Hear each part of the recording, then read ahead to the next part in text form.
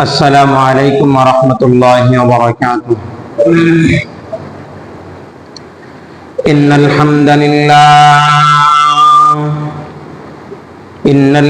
لله الأكرم الذي خلق الإنسان وكرم وعلمه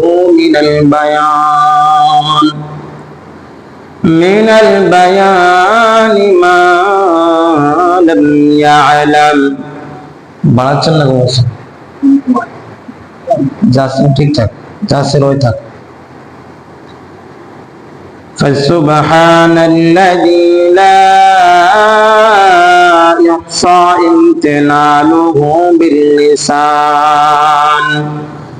باللسان ولا بالقلم. نشهد أن لا إله إلا الله ونشهد أن سيدنا وسندنا وحبيبنا وحبيب ربنا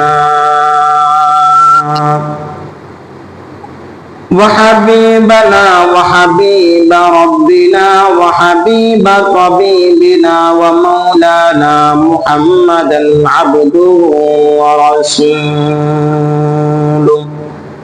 صلى الله عليه وعلى آله وأصحابه وبارك وسلم تسليما كثيرا الذي أرسله الله بالحق بشيرا ونذيرا وداعيا إلى الله بإذنه وسراجا وقمرا منيرا. فقد قال الله تبارك وتعالى في القرآن المجيد: فأعوذ بالله من الشيطان الرجيم. زبان كل تلاوت كري. بسم الله الرحمن الرحيم. إن أول بيت وضع للناس للذي ببكة مباركا وهدى للعالمين. فيه آيات بينات مقام إبراهيم ومن دخله كان آمنا ولله على الناس حج البيت من استطاع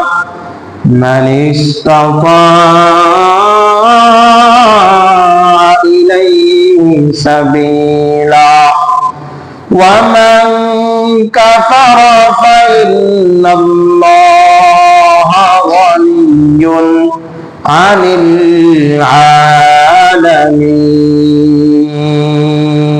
العالمين. صدق الله العلي العظيم ونحن على ذلك لمن الشاهدين والشاكرين والحمد لله رب العالمين. সবাই জবান খুলে দুরূদ ইব্রাহিম পাঠবে। اللهم صل على محمد وعلى آل محمد كما صليت على إبراهيم وعلى آل إبراهيم إنك حميد مجيد. اللهم بارك على محمد وعلى آل محمد كما باركت على إبراهيم وعلى آل إبراهيم إنك حميد مجيد. اللهم صل على محمد النبي الأمي وعلى آله وسلم تسليما. يا رب صل وسلم دائما أبدا على حبيبك خير الخلق كلهم.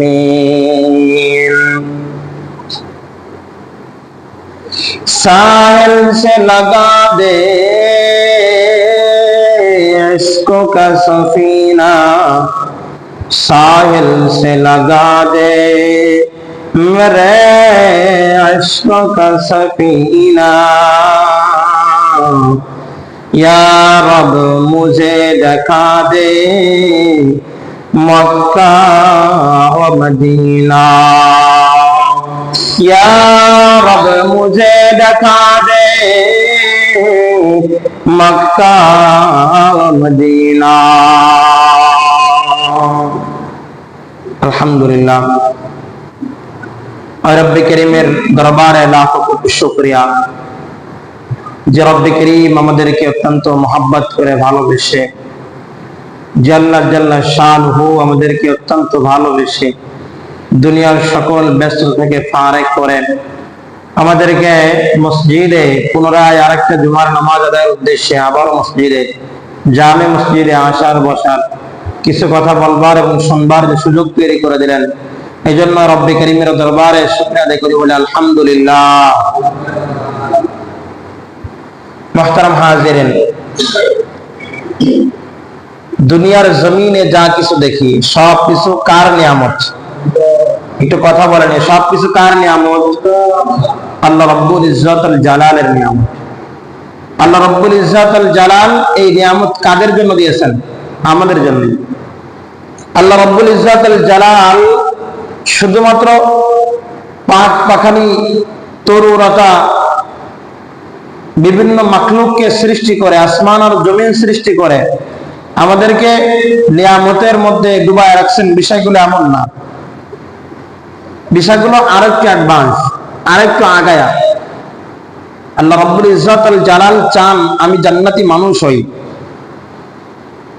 আমার বাবা আদম আলাইহিস সালাম, আমাদের পিতা আদি পিতা আদম আলাইহিস সালাম, তার ঘর, তার বাসস্থান হলো জান্নাত.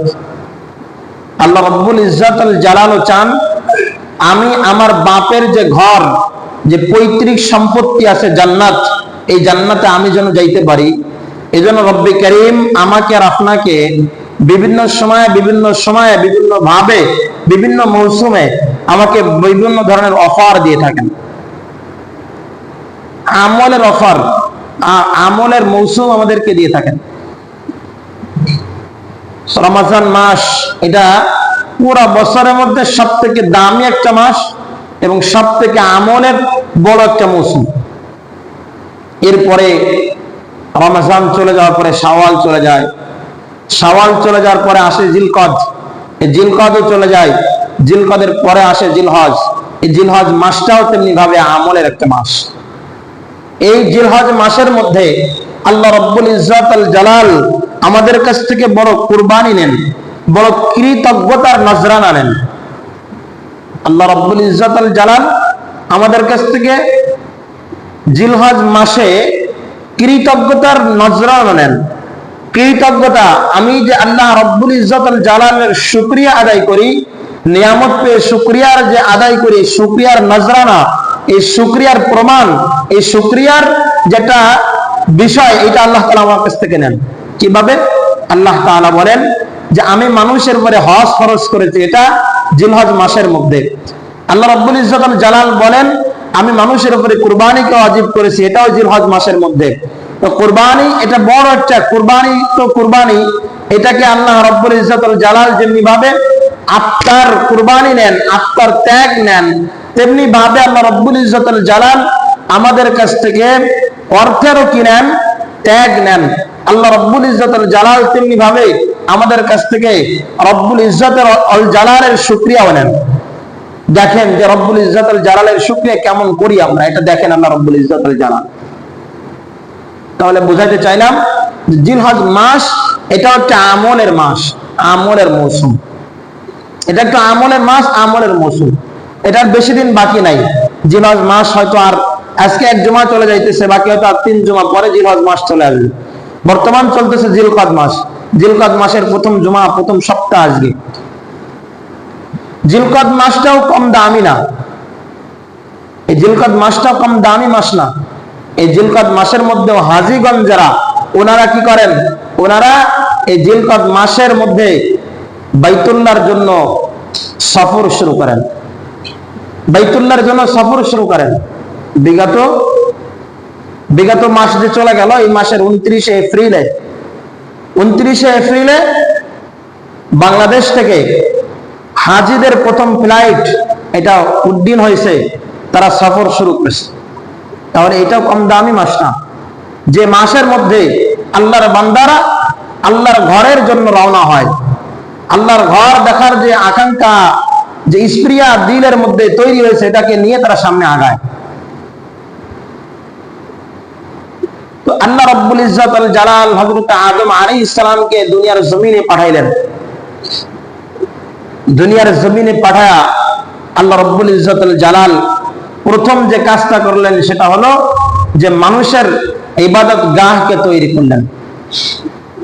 মানুষের ইবাদত বন্দেগীর রাস্তা, ইবাদত বন্দেগীর যে ঘর, এটাকে আল্লাহ রাব্বুল ইজ্জত আল জালাল তৈরি করে দিলেন। আমরা মনে করতে পারি যে বাইতুল্লাহর অনেক ইতিহাস আছে। সর্বশেষ সংস্কার করা হতো ইব্রাহিম আলাইহিস সালাম। হয়তো ইব্রাহিম আলাইহিস সালাম এটাকে সংস্কার করে এটাকে পূর্ণ রূপ দেন। বাকি এই বাইতুল্লাহ, এই কাবার প্রথম নির্মাতা হতে আদম আলাইহিস সালাম।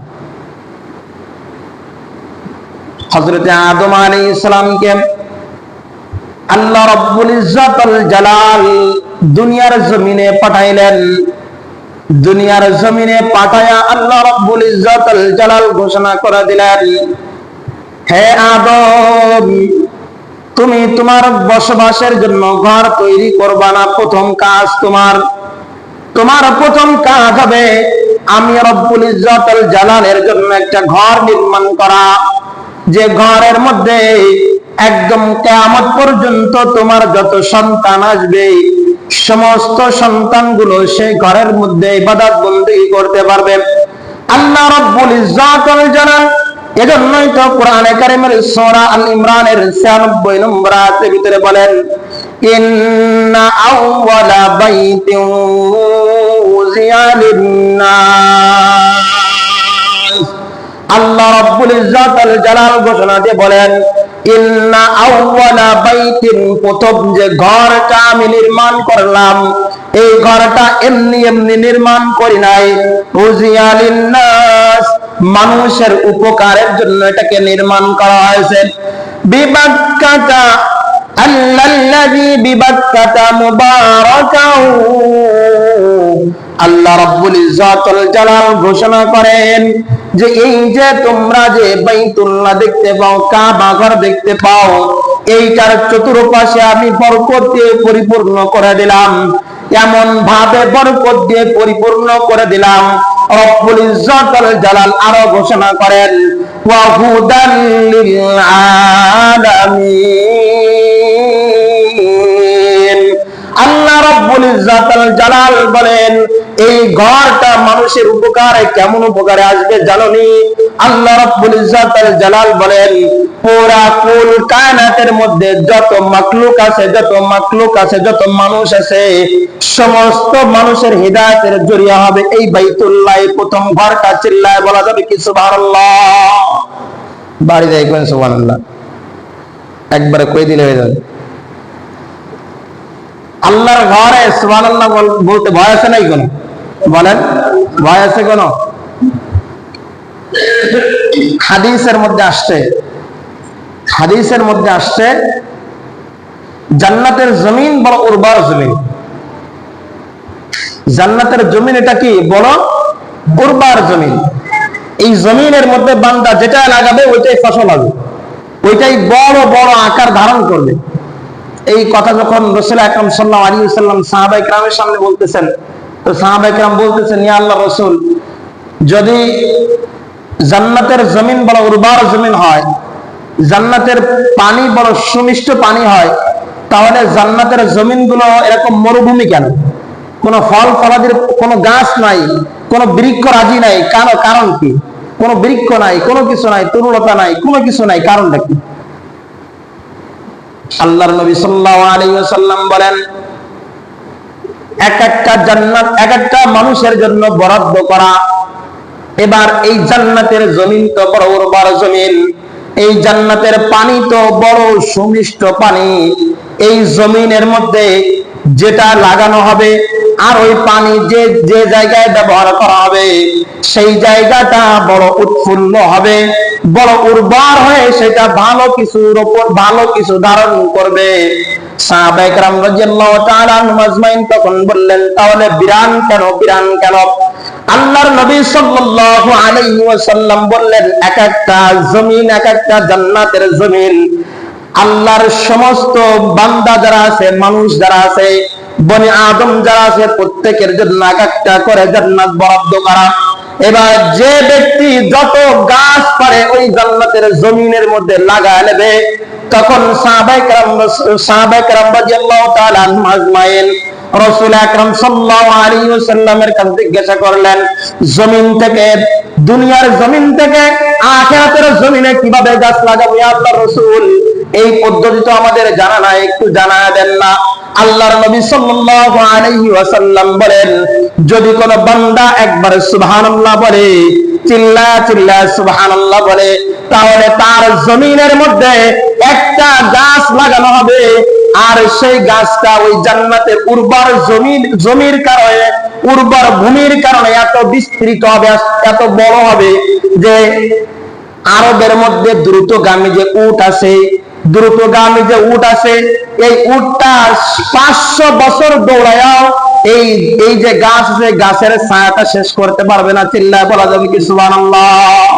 আরে লাগছে তো জান্নাতের মধ্যে একটা গাছ লাগছে, আরো বলেন না সুবহানাল্লাহ?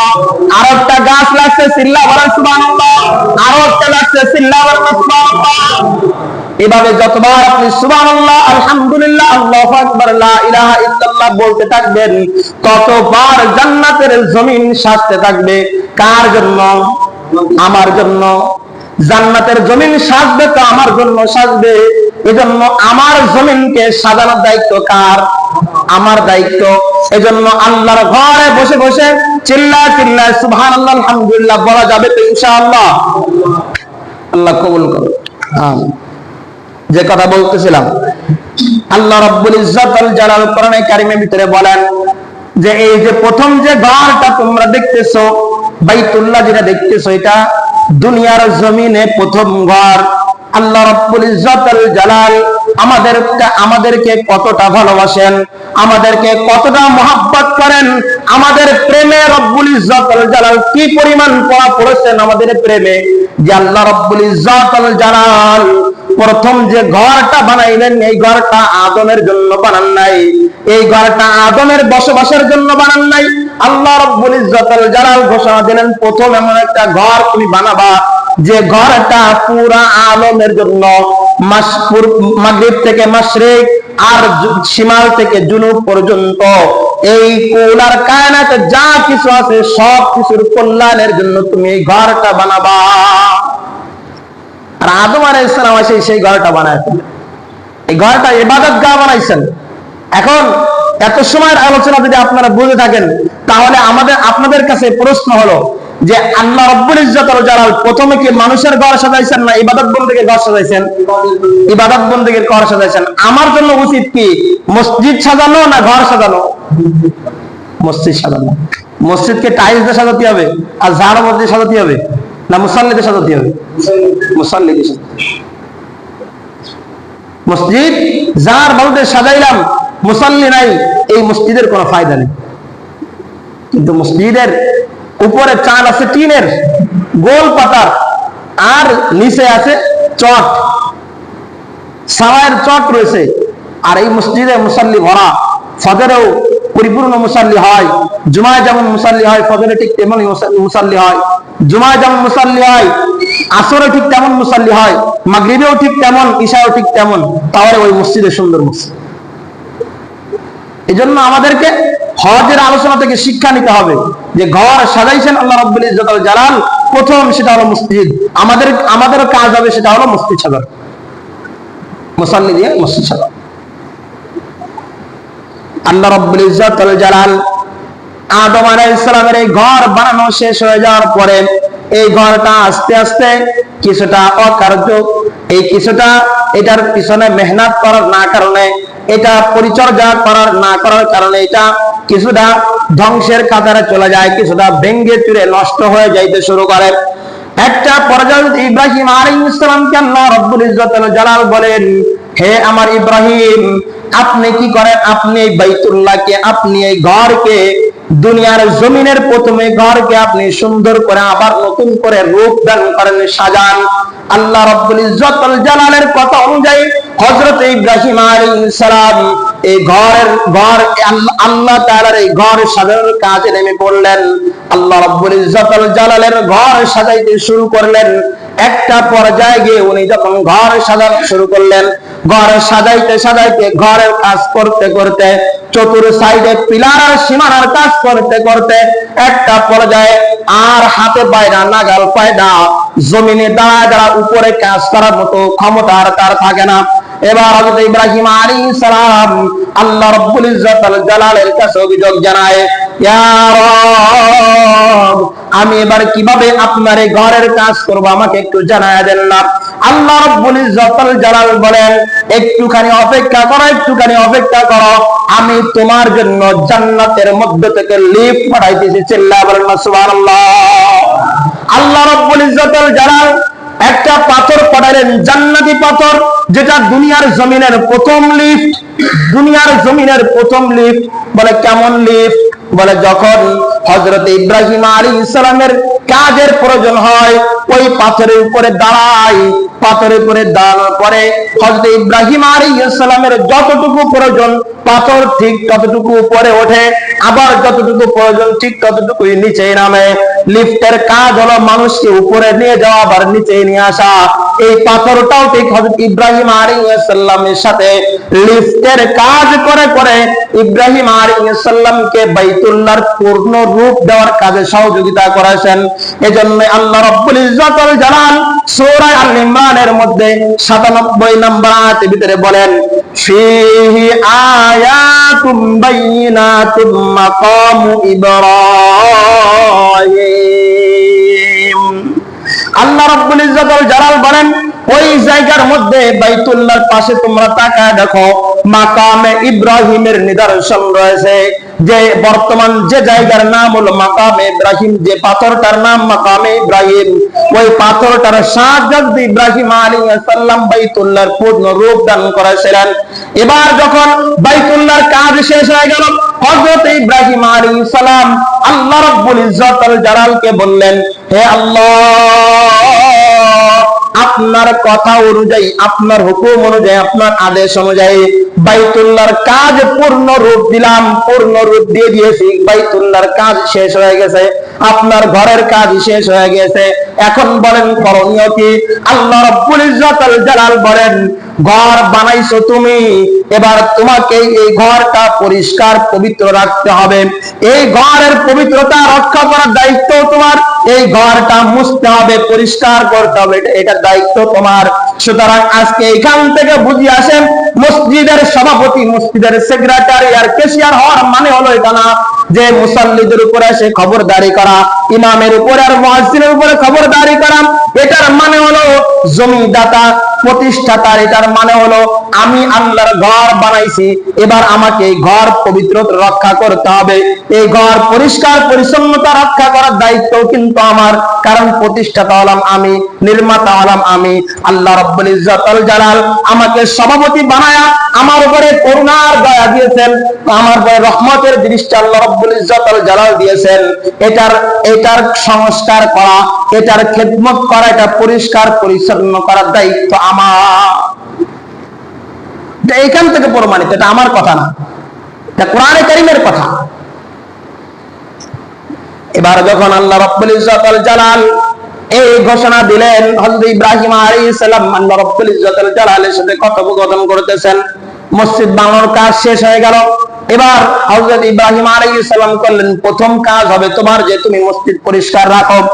দ্বিতীয় কাজ হবে তোমার, তুমি আযান দাও, মানুষকে এই ঘরের তওয়াফ করার জন্য ডাকতে থাকো, মানুষকে এই ঘরের জন্য, এই ঘরের হক আদায় করার জন্য, আল্লাহ রাব্বুল ইজ্জাতুল জালালের ইবাদত বন্দেগী করার জন্য তুমি ডাকতে থাকো। এই ঘর তারা যেন তওয়াফ করে, এই ঘরের হজের জন্য যেন মানুষ আসে, এই আযান দেওয়ার দায়িত্ব হলো তোমার। হযরত ইব্রাহিম আলাইহিস সালাম বলতেছেন, ও মাবুদ গোরে, এই জনমানবহীন শূন্য জায়গার মধ্যে আমি আযান দিলে আমার আযানটা কে শুনবে? এই আযান শোনার মতো তো এই জমিনের মধ্যে কেউ নাই, এই এলাকার মধ্যে কেউ নাই। আল্লাহ রাব্বুল ইজ্জাতুল জালালকে আরো বলতেছেন, ও আমার মালিক, যে জায়গার মধ্যে আযান দিলে, যে জায়গার মধ্যে মানুষ আযান শুনতে পাবে, আমার কণ্ঠ দিয়ে আযান দিয়ে ওই জায়গা পর্যন্ত আওয়াজ পৌঁছানো তো আমার দ্বারা সম্ভব না। আল্লাহ রাব্বুল ইজ্জাতুল জালাল বলেন, তুমি ঘর থেকে বের হও, ফাঁকা ময়দানে যাও, গিয়ে তুমি আযান ঠোকো, মানুষকে ঘরের হজের জন্য ডাকতে শুরু করো। আর তুমি ডাকতে থাকা, ডাকার দায়িত্বটা তোমাদের। আর মাগরিব থেকে মাশরিক আর শিমাল থেকে জুনুব পর্যন্ত, অর্থাৎ পূর্ব থেকে পশ্চিম, উত্তর থেকে দক্ষিণ মেরু পর্যন্ত যত মানুষ আছে, যত মাখলুক আছে, সমস্ত মাখলুকের কান পর্যন্ত এই ঘরের আযান পৌঁছার দায়িত্ব আমি আল্লাহ রাব্বুল ইজ্জাতুল জালালের। চিল্লায় বলা যাবে কি সুবহানাল্লাহ?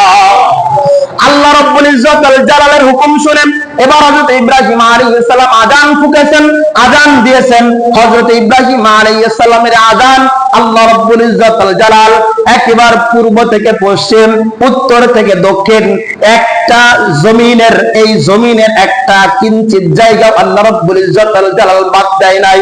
প্রত্যেক জায়গার প্রত্যেকটা মাখলুকের কান পর্যন্ত আল্লাহ রাব্বুল ইজ্জাতুল জালাল এই হজের আযান পৌঁছায় দিয়েছেন।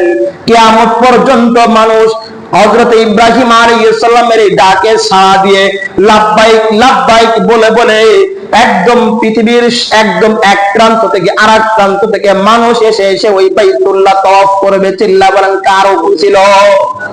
আল্লাহর হুকুম ছিল। পৌঁছায় দিয়েছেন কে?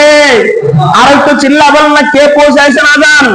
আরেকটু চিল্লা বলেন, কে পৌঁছাইছে আযান? আমি আর আপনি যদি আজকে নিয়াত করতে পারি যে আমিও ইব্রাহিমের ওই কথার আওয়াজের, ইব্রাহিমের ওই আযানের জবাবে লাব্বাইক বলবো, আমাকে আর আপনাকে বাইতুল্লাহ পর্যন্ত পৌঁছাতে পারেন কে? আরেকটু চিল্লা বলেন না, কে? আরে যদি বাইতুল্লাহর প্রেম অন্তরে থাকে তাহলে তো এইরকম আওয়াজ হওয়ার কথা না। বাইতুল্লাহ প্রেম যদি অন্তরে থাকে তো এরকম আওয়াজ হওয়ার কথা।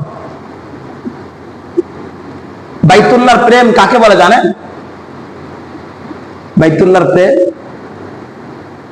মারিফুল কোরআন, তাফসিরে মারিফুল কোরআনের এটার লেখক দুইজন। একজন হলো হযরত শফি রহমাতুল্লাহ আলাইহি, পাকিস্তানের। আর একজন হলো আপনার হিন্দুস্তানের ইদ্রিস রহমাতুল্লাহ আলাইহি, ইদ্রিস কান্দলিবি রহমাতুল্লাহ আলাইহি। এই তাফসিরে মারিফুল কোরআনের মধ্যে দেখতেছিলাম যে বাইতুল্লাহ প্রেম কাকে বলে। এটা বুঝাতে গেলে ইদ্রিস কান্দলিবি রহমাতুল্লাহ আলাইহি বলতেছেন যে আমি হজে গেছি, যাই দেখি যে আমার গ্রামের এক গোয়াল, গোয়াল বোঝেন তো নাকি? যে দুধ দোয়ার কি বলেন? মানুষের বাড়ি বাড়ি দুধ দিয়ে বলে, কি বলেন? গোয়ালই তো বলেন নাকি? গোয়ালা। এই গোয়ালা, এই গোয়ালা আরবের মধ্যে গিয়ে, মক্কার মধ্যে গিয়ে ফুল আরবি শায়েখ সাথে ইবাদত বন্দেগীতে লিখত। সুবহানাল্লাহ বলবেন। হযরত ইদ্রিস কান্দলিবি রহমাতুল্লাহ আলাইহি তাকে দেখে আশ্চর্য জিজ্ঞাসা করতেছে, হে গোয়ালা, তুমি এখানে কেন? কিভাবে আসলা? কিভাবে আসলা তুমি এখানে? তোমার আসার তো আসা, এখানে আসতে যে পরিমাণ অর্থের প্রয়োজন, এই পরিমাণ অর্থ তো তোমার নাই, তুমি কিভাবে আসলা এখানে? তখন এই গোয়ালা বলতেছে, হে ইদ্রিস, আমি যখন নামাজে দাঁড়াই, নামাজের মুসাল্লার মধ্যে দাঁড়াই, তখন নামাজের মুসাল্লার মধ্যে শুধু বাইতুল্লাহর ছবি দেখি, কাবার ছবি দেখি। তো আল্লাহকে বলি, আল্লাহ, নামাজে দাঁড়ায় আল্লাহকে বলি, আল্লাহ, শুধু কি তুমি এই জায়নামাজের ছবি দেখা এখন তো করবা আমাকে, নাকি আমাকে একটু বাইতুল্লাহর কালো গিলাফ ছোঁয়ার স্পর্শ করার ক্ষমতা আমাকে দিলা? এটা বলতাম, আফসোস করতাম আর কাঁদতাম। অর্থ তো কোনোভাবে ব্যবস্থা করতে পারি না। একটা সময় যখন হজের মৌসুম আসছে, তখন আমি হাঁটতে হাঁটতে গেছি ওই জায়গার মধ্যে, যে জায়গা থেকে সফিনাতুল হুজ্জাজ, যে জায়গার মধ্যে থেকে হজে যাওয়ার জন্য নৌকা ছাড়ে, জাহাজ ছাড়ে, ওই জায়গার মধ্যে গেছি, যাইতেছি। যে জীবনে কিছু করতে পারি আর না পারি, অন্তত হাজিদের খেদমত শুরু করে আসি। কোন একজন হাজিকেও যদি এক গ্লাস পানি খাওয়াইতে পারি, এটাও আমার একটা খেদমত হবে। আমার নামটা খাদিমুল হুজ্জাজদের কাতারে লেখা হবে। এই প্রেম আর এই ভালোবাসা নিয়ে এসে আগাইতেছে সামনের দিকে। এই প্রেম আর এই ভালোবাসা নিয়ে সামনের দিকে আগাইতেছে। আগাইতে আগাইতে যাই দেখে যে ওই যেখানে জাহাজ আছে, হজের যাত্রীরা উঠানামা করতেছে। তো হজের যাত্রী যারা, এরা তো জাহাজে উঠেই যাচ্ছে, বাকি তাদের যে মাল আর সামান, এই মাল আর সামান গুলো উঠায় যে কুলি, এই কুলি একটা ভারী একটা ব্যাগ, ভারী একটা বোঝা, একজন হাজি সাহেবের ভারী একটা বোঝা, এটা উঠাইতে গিয়ে পড়ে গেছে, যায় পায়ের মধ্যে ব্যথা লাগছে, পায়ের মধ্যে ব্যথা লাগছে। লাগলে সে শুয়ে পড়ছে, আর তার কাজ করার ক্ষমতা নাই। এবারে গোয়ালা বলতেছে, হায় সুযোগ এসে গেছে, আল্লাহ রাব্বুল ইজ্জাত ওয়াল জালাল হয়তো আমাকে মক্কার মদিনা দেখানোর মতো একটা সুযোগ হয়তো আমাকে তৈরি করে দিয়েছেন। এবার ওই গোয়ালা যায় ওই কুলিকে বলতেছে, ভাই আপনার শরীরের মধ্যে যে কুলির যে কোটি আছে, কুলির যে জামাটা আছে, এই কুলির এই জামাটা আমার গায়ের মধ্যে দেন, আপনার কাজগুলো আমি করে দিই, আর দিন শেষে আপনি মজুরি নিয়ে চলে যান। এবার ওই কুলি বলতেছে, ভাই কাজ তো আপনি করবেন, মজুরি আমি কেন নেব? ওই যে গোয়ালা বলতেছে, ভাই আমার মজুরির দরকার নাই, আমার মজুরির দরকার নাই, আমি এখানে এসেছি বাইতুল্লাহর প্রেম নিয়ে, বাইতুল্লাহর ভালোবাসা নিয়ে, কিন্তু সেই মক্কার মদিনা তো দেখার মতো ক্ষমতা আমার হবে না, কিন্তু আমার নামটা যেন খাদিমুল হুজ্জাজ, হাজিদের খাদেম হিসাবে আমার নামটা যেন হাজিদের খাদেমদের কাতারের মধ্যে লেখা থাকে। এজন্যই আমি একটু হাজিদের খেদমত করতে চাই, কিন্তু আমাকে তো আর এমনি এমনি হাজিদের খেদমত করতে দেবে না, আমাকে তো একটা কুলির পোশাক প্রয়োজন হবে। তো তুমি ওই কুলির পোশাকটা আমাকে দিয়ে দাও, এটা আমি পরে দিই, আর তুমি দিন শেষে মজুরি নিয়ে চলে যাও। এটা যখন বলা শেষ, ওই কুলি বলতেছে, ঠিক আছে তুমি একটু খেদমত করো, তোমাকে সেই সুযোগটা দিয়ে দিলাম। তোমার অন্তরে যখন এতই হাজিদের নিয়ে অন্তরের ভিতরে এতই প্রেম, যখন বাইতুল্লাহ নিয়ে প্রেম এতই যখন অন্তরের মধ্যে, যাও একটু হাজিদের খেদমত করো, সেই সুযোগটা তোমাকে দিয়ে দিলাম। এবার উনি বলেন যে আমি এই যে হাজিদের যে লাগেজ রয়েছে, হাজিদের যে ব্যাগ রয়েছে, সামান রয়েছে, এটা নিয়ে উপরে উঠি আর নামি, দিলের মধ্যে বড় মজা লাগে যে মাহবুব গা, আপনি হয়তো বাইতুল্লাহ না দেখালেও এই হাজিদের খেদমত করার সুযোগটুকু আমাকে দিয়েছেন।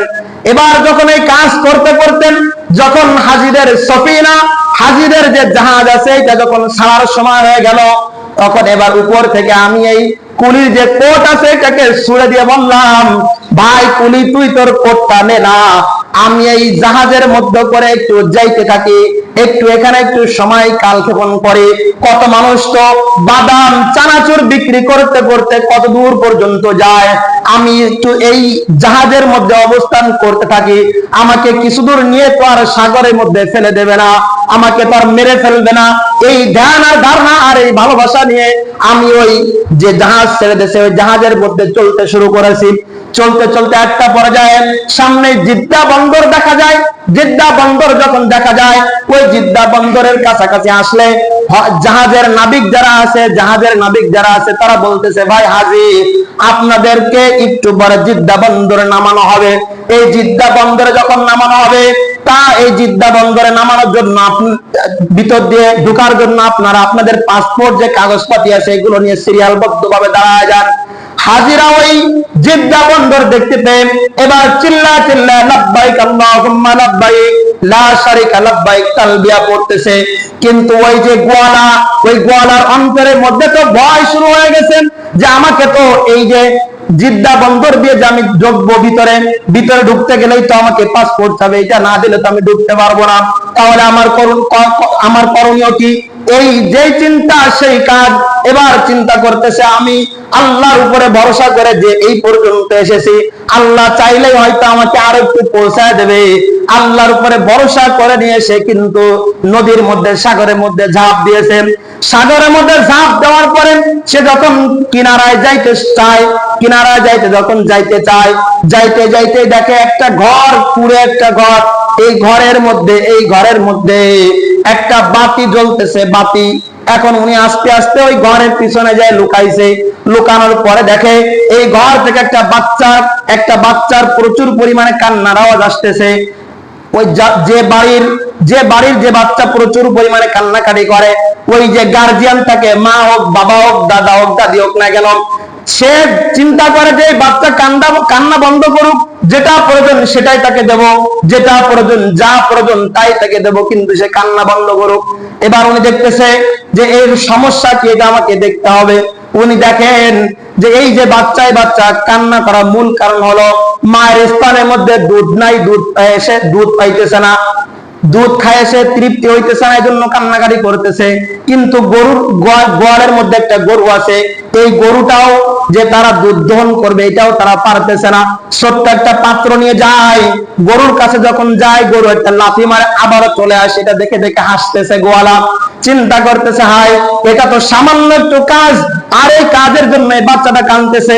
তো এত সময় তো হাজিদের খেদমত করলাম, এবার না এই বাচ্চাটার খেদমত করি। এই চিন্তা করে ঘরের ভিতরে ঢুকছে, বাড়ির ভিতরে ঢুকছে, সালাম দিছে, দিয়ে বলতেছে ভাই এটা তো তোমার কাজ না, তোমার কাজ না, এটা আমার কাজ, আমাকে দাও, আমি তোমার এই দুধগুলো দহন করে দিচ্ছি, তুমি তোমার বাচ্চাকে খাওয়াও। যে কাজ, যে কথা সেই কাজ। এবার বলতেছে একটা ছোট একটা পাত্র নিয়ে আসছে বাড়ির মালিক। এবার বলতেছে গোয়ালা যে ভাই আপনি একটু বড় পাত্র নিয়ে আসেন, একটা বালতি নিয়ে আসেন। এই গরুর যে স্তন দেখতেছি, স্তনের মধ্যে অনেক পরিমাণ দুধ হবে। ওই যে বাড়ির মালিক বলতেছে হাই আমরা এই ছোট বাটি এইটাই পূর্ণ করতে পারি না, আর তুমি বড় বালতি ভরে দিবা, তুমি কি পাগল নাকি? বলে ভাই পাগল না, আমার কাজই হলো এটা, আপনি নিয়ে আসেন না। এবার যখন ওই বালতি নিয়ে আসছে, ওই বালতি যখন ওই গোয়ালা যখন কি করেছে, তার বাড়ির যে গরু আছে, এই গরুর যেভাবে গরুর দুধ দয় ঠিক সেভাবে গরুর দুধ দুইছে। দোয়ার পরে পরিপূর্ণ এক বালতি দুধ হয়েছে। ওই যে বাড়ির মালিক দেখে তো বড় সন্তুষ্ট হয়ে গেছে। এবার বলতেছে দুধ দিয়ে দিয়েছে, দিয়ে বলতেছে ভাই আপনি আমাকে বলেন বাইতুল্লাহ কত দূর, আমি একটু বাইতুল্লাহ যাব। মক্কা কত দূর একটু বলেন, আমি মক্কার মধ্যে ঢুকবো। ওই যে বাড়ির মালিক বলতেছে হাই তোকে তো পাসপোর্ট ছাড়া, কাগজ ছাড়া, ভিসা ছাড়া তোকে তো মক্কার ভিতরে ঢুকতে দিবে না, তোকে তো অ্যারেস্ট করে জেলখানার মধ্যে ঢুকে দেবে। আর তুই আমার সাথে থাক, আমি তোকে সব ব্যবস্থা করব। বলে না আমি থাকবো না, আমি বাইতুল্লাহর প্রেমে আসছি, আমি বাইতুল্লাহ দেখতে যাব। বলে তোকে বাইতুল্লাহ দেখাবো, শুধু তোকে দেখাবো না, তোর পরিবার যারা আছে প্রত্যেককে বাইতুল্লাহ দেখাবো। তুই মেহরবানি করে আমার কাছে একটু থাক, আমার এই নাতিটাকে ঠান্ডা কর, আমার এই নাতি যেন কান্নাকাটি না করে সেই ব্যবস্থা কর। বলে যে আমি তার কথা শুনে থেকে গেলাম। কিছুদিন পরেই ওই মালিক বলতেছেন যে আমার মক্কার ভিতরে আরবের মধ্যে আমার একটা ডেইরি ফার্ম আছে, এই গরুর একটা ফার্ম আছে, এই ফার্মের একজন ম্যানেজার প্রয়োজন। এবার বলতেছে তুই ওই ডেইরি ফার্মের ম্যানেজার, তোকে ম্যানেজার বানায় দিলাম, চিল্লা বলেন না সুবহানাল্লাহ। এবার বলতেছে যে পরের যে জাহাজ, ওই জাহাজের জন্য, ওই জাহাজ পরের জাহাজেই তার যে বাড়ি, যে তার স্ত্রী সন্তান মা বাবা আছে তাদেরকে আনা হয়েছে। আনার পরে এবার প্রত্যেকের জন্য থাকা খাওয়ার সব কিছুর ব্যবস্থা করেছে, শুধুমাত্র ওই গোয়ালাকে বাইতুল্লাহ দেখাইছে। বিষয়টা এমন না, তার পরিবার সকলকে নিয়ে বাইতুল্লাহ হজ করাছে। সুবহানাল্লাহ। একেই বলে বাইতুল্লাহর প্রেম, একেই বলে বাইতুল্লাহর প্রেম। साहिल से लगा दे मेरे इश्क का सफीना, या रब मुझे দেখা দে মক্কা ও মদিনা। এটাই হলো মদিনার প্রেম। মদিনার প্রেম যদি কোনো ব্যক্তির অন্তরে থাকে, আল্লাহ রাব্বুল ইজ্জত আল জালাল তাকে মৃত্যুর একদিন আগে হইলেও তাকে বাইতুল্লাহ দেখা, মৃত্যুর একদিন আগে হইলেও তাকে বাইতুল্লাহ দেখা। এজন্য আজকে থেকেই অন্তরের মধ্যে বাইতুল্লাহর প্রেম জাগাতে পারবো তো ইনশাআল্লাহ, পারবো তো ইনশাআল্লাহ। ইনশাআল্লাহ জোর নেই, মানে যারা বলতেছে না এরা মনে যাইতে চায়, আর আমার যদি আজকে এখনই ফোন দিয়ে বলে যে আপনি নামাজ পড়া বাদ দিয়ে চলেন বাইতুল্লাহ টিকিট আছে, তাই নামাজ পড়া বাদ দিয়ে আগে বাইতুল্লাহ, কি আজীব লাগে। পারবেন তো ইনশাআল্লাহ? বাইতুল্লাহ প্রেম কার কার অন্তরে জাগাবেন ইনশাআল্লাহ? আল্লাহকে হাত দেখান, আল্লাহকে হাত দেখা দেন, আল্লাহ এই হাতগুলোকে আপনি কবুল করেন। মৃত্যুর একদিন আগে হলেও আপনি বাইতুল্লাহ নিয়েন। আমিন বলেন, আমিন।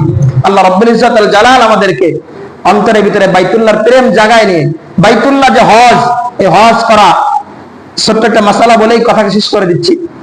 হজ এটা জীবনে একবার ফরজ, যাদের সামর্থ্য আছে তাদের জন্য। সামর্থ্য কেমন হতে হবে? বলে যে ওই পর্যন্ত যাওয়ার যে খরচ, এই খরচটা তার থাকতে হবে, ওই পরিমাণ অর্থ তাকে থাকতে হবে তার কাছে, এবং বাড়ির যে সামান প্রয়োজন সেটাও থাকতে হবে। শুধুমাত্র তার কাছে বাইতুল্লাহর যাওয়ার যে খরচ আছে এটা আছে, কিন্তু বাড়ির কোনো খরচ নাই তার কাছে। বাড়ির যেটা প্রয়োজন এগুলো সে দিতে পারবে না, ওর জন্য বাইতুল্লাহ ফরজ না। এজন্য বাইতুল্লাহ ফরজ হতে গেলে বাড়ির প্রয়োজন সবগুলো এটা মিটাইতে হবে, এবং কি বাইতুল্লাহ পর্যন্ত যাওয়া যে খরচ সব কিছু তার বহন করতে হবে। এইটা যদি থাকে, অর্থাৎ অর্থনৈতিক শক্তি যদি থাকে, তাহলে তার জন্য হজ ফরজ। আবার সাথে সাথে শারীরিক শক্তির প্রয়োজন, শারীরিক শক্তির প্রয়োজন। শারীরিক শক্তি এবং অর্থনৈতিক শক্তি দুইটা মিলায় হজ ফরজ হয়। কোনো একটা আছে আর একটা নেই, তার উপরে হজ ফরজ হয় না। শরীরের শক্তি আছে কিন্তু অর্থ নেই, হজ ফরজ না। আবার কি অর্থ আছে শরীরের শক্তি নাই, এই ব্যক্তির উপরে হজ ফরজ না।